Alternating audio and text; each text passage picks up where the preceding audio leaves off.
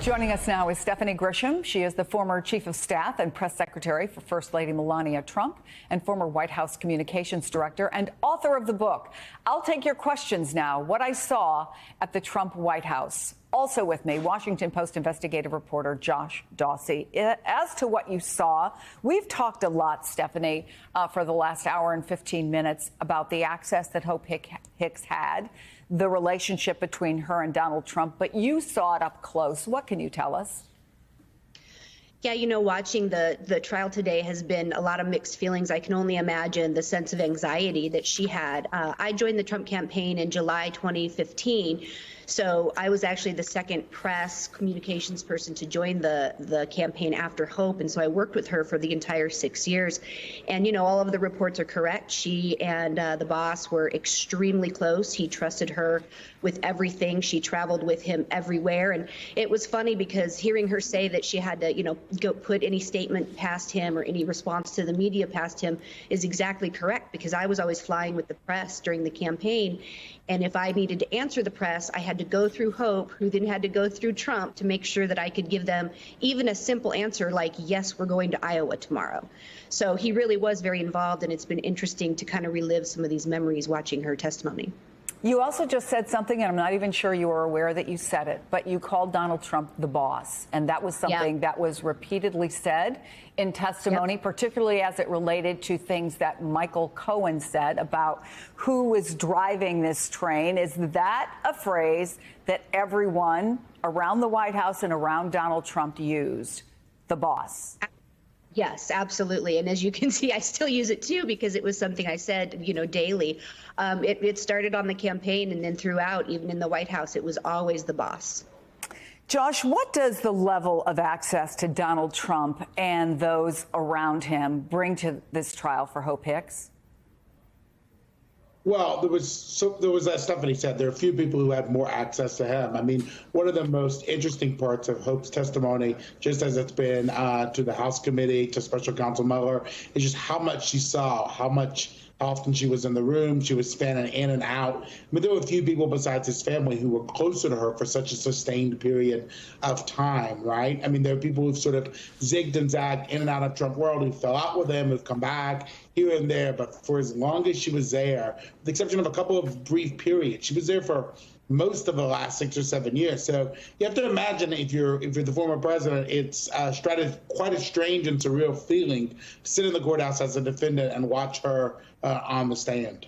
So Hope Hicks, Stephanie, has gone back on the stand, and she mentioned very much at the beginning of her testimony that she's not been in touch with Donald Trump since, I think it was the summer or fall of 2022 is what she said. So it's been at least a year and a half since she had communication with Trump. When she came into as Hope Hicks entered, she came into the room. She walked by Donald Trump without looking at him. And Trump has been staring straight ahead, not looking at her. People in the room say if he is looking at her, it's at a monitor, not at her directly. Should we read anything into that? And what do you know about their relationship, if anything, now? Well, it's my understanding that, you know, during the January 6th committee, some text messages came out between Hope Hicks and another White House colleague that weren't so pleasant towards Donald Trump. And so I don't believe they have spoken since then. But I do believe she's still very close to Ivanka and Jared. She always had a really close relationship with them as well. And I think, you know, in terms of the way she walked into the courtroom and the way that he's behaving, like, take away how you feel about Donald Trump. Take away, you know, just imagine on a human basic level, you spend so much time with this person when you're on the campaign trail. It's 24 hours a day, 7 days a week. Going into the White House, it was the same thing. You're around him so much. You get to know him on a really personal level. Your actual job is to defend him.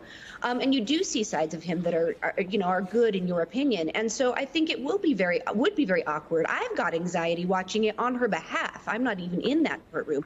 So I can imagine that it's awkward.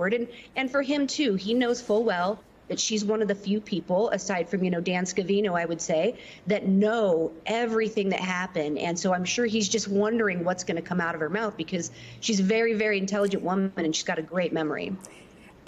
Our person who is inside, who is watching this all, or at least is in the overflow room, which in some ways is better because it has a direct camera on the witness, direct camera on the prosecution and defense, so you can clearly see Hope Hicks and you can clearly see Donald Trump.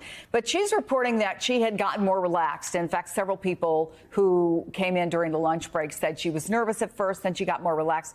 She looks more tense once again, and I think it speaks to what you just said, that it gave you anxiety just, watching it or knowing about it. Why? Why did it give me anxiety? Yeah, and why do you think it's making her clearly nervous? Oh. Yeah, absolutely. Because it brings up such memories. And again, I was with them for 6 years as well. I traveled with her all the time. I traveled with him all the time.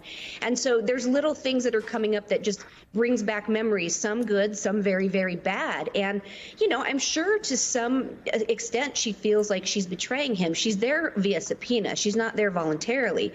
And so this has just got to be a difficult position for her to be in.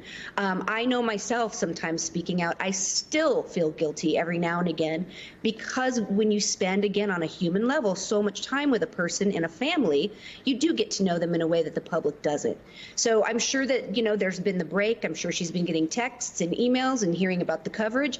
And I'm sure that, once again, she's probably stressed out a bit and will hopefully relax again as time goes on.